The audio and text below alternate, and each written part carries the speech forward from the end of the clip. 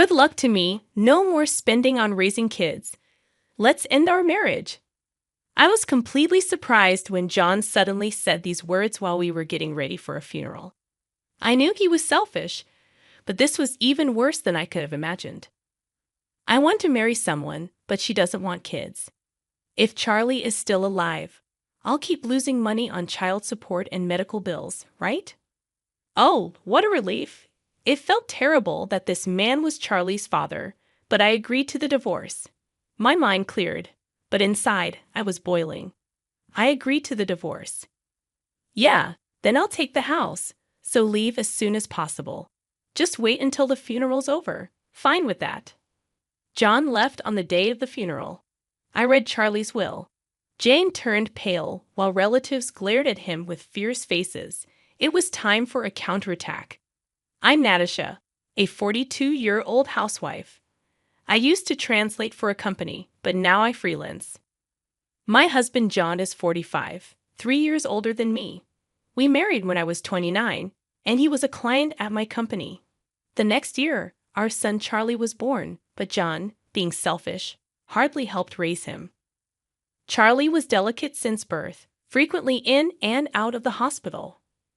I often blamed myself for not giving him a stronger body. But despite his struggles, he bravely faced treatments and held on for 12 years. Things got worse around his 12th birthday. During his first rainy season, constant coughing plagued him. His body rejected food, and his fever wouldn't break. We hurried him to the hospital, tried 4 treatments, but his symptoms barely improved. Mom, sorry for being in the hospital again. No need to apologize. You'll get better, right? Yeah, I'll do my best. With a weak smile, Charlie spoke. Tears welled up in me, but I held them back, not wanting to show weakness in front of him. After Charlie finally dozed off, I called John, but no matter how many times I dialed, he didn't answer. Thinking he might be in a meeting, I switched to messaging. John replied the next morning. Seeing his message, I called him immediately, and this time he answered right away. What's up so early? Don't give me that. Why won't you come? Charlie's fighting so hard. Well, my presence won't cure him, right? And by the way, the hospital bills must be adding up. Tell the doctor to bill him quickly. What? How can you say that? Can't hear you. I'm off to work. Wait. John hung up without listening. He had always been indifferent toward Charlie, but this level of cruelty was new. I gripped my phone, shaking with anger. Even as the rainy season gave way to summer, Charlie's health didn't improve. Doctors doubted he'd make it to winter, so I scaled back my work to be with him as much as I could. Mom, you've been with me all day lately. Is your work okay? It's fine. I'm handling everything from home, so don't worry, if you say so. Charlie didn't seem convinced. He probably thought my work had slowed down because of him. After that chat, to spare him stress, I started bringing my laptop and working right in front of him. Charlie loved books and spent most of his days reading. He also enjoyed studying and would join the hospital school when he felt up to it. I wanted to let him do anything he wished, but John wasn't happy about it. Not only did he avoid visiting Charlie, but he also complained constantly at home. Hey, is that kid still not discharged? Staying in a private room, huh? What a waste of money. How can you say that when your son is fighting so hard? Why don't you visit him for once? I'm busy, okay? You visiting him is enough. John's attitude never changed, and he never visited Charlie in the hospital, despite being his father. I knew Charlie must be lonely, but I understood that forcing John to visit against his will wouldn't help, so I didn't push it further. By now, John often came home late, smelling of alcohol. He claimed it was for client entertaining, but lipstick on laundered shirts and motel receipts hinted at an affair. He had no time for Charlie, but made time for another woman. My love for John had faded, but I hesitated to divorce him, fearing it would upset Charlie. Despite my feelings, I endured it. Meanwhile, Charlie's health deteriorated. Summoned by his doctor, I received shocking news. I'm sorry, but he only has about a month left. What? Doctor, can't you do anything? As tears streamed down my face, The doctor assured me, "We'll do our best until the very end." For the next half month, we continued treatment, consulting with the doctor. However, Charlie's condition continued to weaken. "Am I going to be gone soon?" "What are you saying? There's so much more you want to do, right?" I encouraged him with those words, but privately cried away from his sight. When the doctor finally declared further treatment futile, I decided to bring Charlie home for his final moments. "Are we going home?" "Yes," the doctor said. "A change of scenery for a few days would be good." "Yay." Charlie's weak yet childlike response made me fight back tears. I informed John, but all he said was "etch" and left the house. This man is beyond redemption. I had completely lost hope in him. The discharge was set for the next evening, so I busied myself with preparations and paperwork. While packing Charlie's belongings, he suddenly asked me, "Mom, do you love Dad?" Taken aback by the sudden question, I stopped what I was doing. Charlie continued without waiting for my response. "Dad doesn't seem interested in me or you, so if you don't love Dad, I want you to divorce and live your life." Charlie must have sensed that things weren't going well between John and me, but as a parent, I couldn't let him worry about us until the end. I quickly put on a smile and replied, "What are you talking about? I love your dad, and he cares about us too. He's just too busy to visit, so don't worry, okay?" But okay. Charlie didn't seem convinced, but he dropped the matter. After that, he fell asleep, and I breathed a sigh of relief. 2 days later, Charlie passed away at home with me by his side. John never showed up till the end, and I stayed by Charlie's side, holding his hand. "Charlie, Charlie," I wailed, holding onto his cooling body, reminiscing about every moment since he entered my life. The doctor and a nurse who had been by our side since Charlie's youth joined us in mourning and explained the next steps. One of them handed me a letter from Charlie's bag. "This is from Charlie," he said, "to give it to you if anything happened." I received the letter from Charlie, expressing gratitude to the doctor and the nurse. Alone without John's assistance while Charlie battled his illness, I could only feel thankful for those who supported us during this challenging time. After they departed, I opened the letter beside Charlie. Its contents surprised me. "What is this?" Charlie's letter not only conveyed his gratitude, but also revealed something startling. Even as the funeral director discussed arrangements, I found my mind consumed by the letter's contents. Despite this, for Charlie's sake, I had to decide on the details, planning a modest and homey funeral. Then, the day before the funeral, John finally appeared, still smelling of alcohol. Alone, I had no energy left to confront him. John, noticing my exhaustion, casually remarked, "You aged," as he pulled out more alcohol from the fridge to drink. "Tomorrow is Charlie's funeral. Where have you been?" "I told you I was at work. What's with all these complaints? Why did I marry such a man? No, without him, I wouldn't have met Charlie." My mind was in turmoil. Charlie is no longer with us. Oh yeah, that's right. His attitude, as if Charlie was some distant relative, filled me with simmering anger. But arguing with him was pointless. So I decided to focus on the funeral arrangements for the next day. Good fortune for me, no more child-rearing expenses. Let's get divorced. What? I couldn't conceal my shock when John suddenly uttered this during the funeral preparations.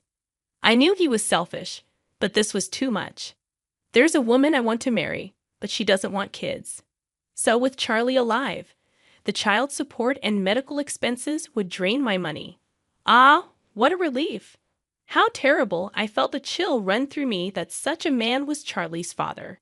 As my mind cleared, my anger surged. Fine, I agree to the divorce. All right then, I'll take the house. Get out as soon as you can. Just wait until after the funeral. Is that okay? John left on the date of the funeral. I read Charlie's will. John turned pale, and relatives glared at him with fierce expressions. Now it was time for my counterattack.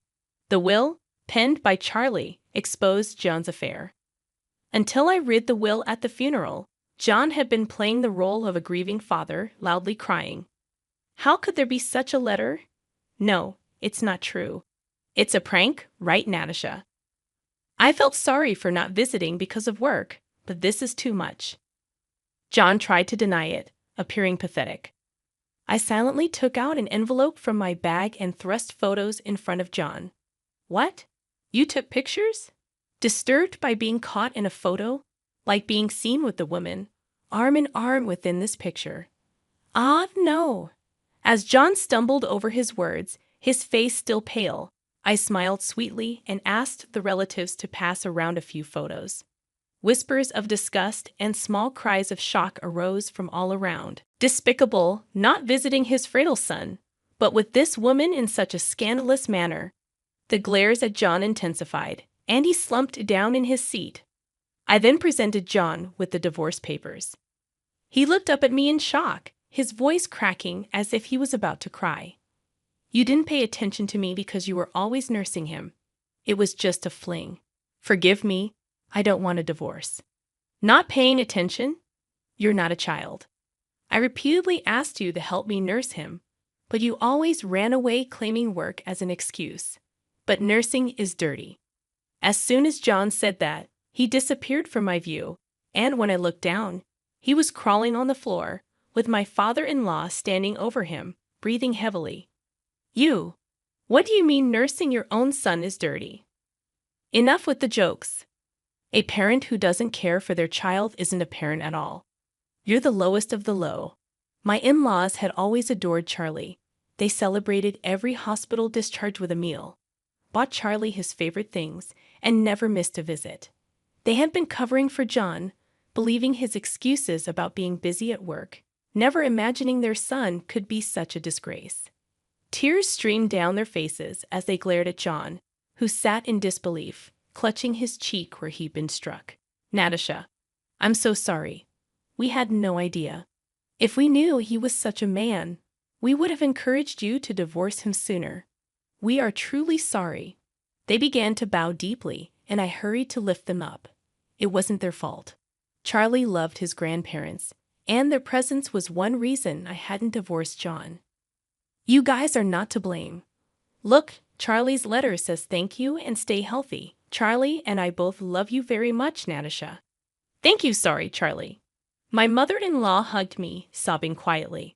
My father-in-law was also crying, apologizing to me. John, finally coming to his senses, stood up and pointed at me, yelling, Don't be ridiculous. She's just an old lady who couldn't even take care of her husband, a failure of a wife. As my father-in-law lunged towards John, I stepped in front of him. John looked at me with a fearful yet defiant glare. What, you got something to say? Not really. This is reality. No one here is on your side. And make sure to pay back the money you've borrowed from many people, haven't you? How do you know about that? At my words, relatives who had lent John money began murmuring after reading Charlie's letter. I had informed the relatives about John's extravagant spending on a woman from a nightclub who enjoyed luxury items and overseas trips. John, funding all of it, could never afford such a lifestyle on his salary alone. Realizing this, I checked if anyone had lent him money, and to my surprise, it wasn't just John's relatives, but mine as well. Under the guise of Charlie's medical expenses, while I had initially informed them just to thank and promise repayment, with the current situation, they realized John had used the money not for Charlie, but for his affair. Don't play games with me. I lent that money thinking it was for Charlie. Give me back my $20,000 right now. Same here, I want my $40,000 back. These words triggered a cascade of demands from various relatives for the money they had lent. John looked around, his face turning paler with each claim. Then he turned to me, smiling weakly. Natasha, we're a couple, right? You'll help me, won't you? What? Are you serious? You didn't help with nursing, didn't contribute to the medical expenses, or even the living expenses, and instead borrowed from everyone for your own selfish needs. Unbelievable. Why would I help you? Don't say things like that with a pathetic voice. John slumped back down, seemingly out of energy to retort. I looked down at him, ready to deliver the final blow, and called to the entrance, Cheryl, please come in. Cheryl? Why is she here? John's face was a picture of sheer panic as he stared at the entrance. The woman named Cheryl walked towards me hesitantly. She looked plain with light makeup, a stark contrast to the woman in the photos. I invited her on Charlie's last day. She was with you, right? I thought it would be nice if she could attend the funeral. I'm sorry about this. Save it. No need for such superficial words. Cheryl closed her mouth tightly at my response, her face as pale as John's. I handed her some documents. I called you here today to sign these. Please read them carefully and sign. $100,000. I can't pay that. It's impossible. It's not for you to decide whether you can pay or not. Cheryl pleaded with me through her eyes, but I wasn't ready to let her off the hook easily. John, trembling, positioned himself between Cheryl and me. What now? It's my fault, so please forgive Cheryl. Demanding $100,000 from her is just too cruel. Why should I? I'm merely asking for compensation for the affair. John raised his eyebrows and let out a heavy sigh, inwardly screaming that I'm the one who wants to sigh. I waited for John's next words. That's because Cheryl is fragile, unlike you. How do you expect her to earn $100,000? How cruel can you be, John? Cheryl clung to John's back, both seemingly lost in each other. The icy stares weren't only from me. The relatives were ready to voice their disapproval. But I decided to add fuel to the fire. Cheryl, your son is hospitalized, right? Son. Cheryl flinched. I continued, he's 12, just like Charlie was, always in the hospital. Your ex-husband took custody, right? Tough with all the hospital and treatment costs, not to mention the bed fees. You must be getting quite a demand for child support, aren't you? How? How do you know that? Cheryl looked at me as if she'd seen a ghost. John was frozen in shock. I pulled out some documents from my bag and handed them to John. He shakily read them, then suddenly pushed Cheryl away. Hey, what's this? Divorced with a kid? You never told me. Didn't you say the money was for your family living far away? I didn't lie. My son. Son is my family. So I've been with a used woman. Where's the true love you were after? My money? You were only after my body. Cheryl threw her shoe at John, enraged. John lunged at her, and they started brawling like children, but fortunately, a security guard intervened. I approached the disheveled pair with a smile. John, please sign the divorce papers and arrange for the alimony. Cheryl, I won't reduce your compensation by a single cent. John, what's your ex-husband said something about your affairs being a sickness that can't be cured. Seems like you have a few partners, so with that kind of leeway, expect enforced payments for the child support, treatment costs, and alimony. That's impossible. John hung his head, speechless, and Cheryl was led away by security, her shoulders slumped in defeat. I apologized to each relative for the disturbance, and they comforted me, bringing me to tears. After that, my divorce from John was finalized. We also agreed on the amount of alimony he had to pay, just as I had requested. This incident infuriated his parents tremendously. Moreover, the extended family was outraged to discover they had been deceived too. Giving him the cold shoulder, of course, he was asked to return the money he embezzled, and it seems like he borrowed it from some shady sources. To repay the debt, he's been working tirelessly with multiple jobs, but the repayment is so huge that he's rumored to have nothing left for living expenses. Eventually, unable to keep up with the ballooning interest, last month he was taken away by some intimidating guys. His parents don't even intend to file a missing person report, so while I hope he's safe, I can't help but wish he suffers unimaginable pain. As for Cheryl, all the men she dated found out about her affairs and the child she had. Cutting off all financial support at 30, she's considered old for her line of work, struggling to attract clients, and eventually had to turn to her parents. She paid the alimony in one lump sum. However, she's since been sent to work on a farm on some island, with her wages going directly to her parents for debt repayment. As for me, I moved with Charlie's memorial tablet. I bought a house near the ocean, something Charlie always wanted, and now live there alone with the cat he wished for. I look forward to the times when my in-laws visit, and we reminisce about Charlie. Another letter from Charlie arrived for me. In it, he wrote in slightly blurred script about his gratitude. Apologies for leaving for heaven first, and his wish to be my child again in another life. The letter ended with, "Mom, stay true to yourself, stay healthy, and live a long life," inspiring me to live my life for Charlie. Despite the sadness of not seeing my beloved child grow up, I'm living each day to the fullest.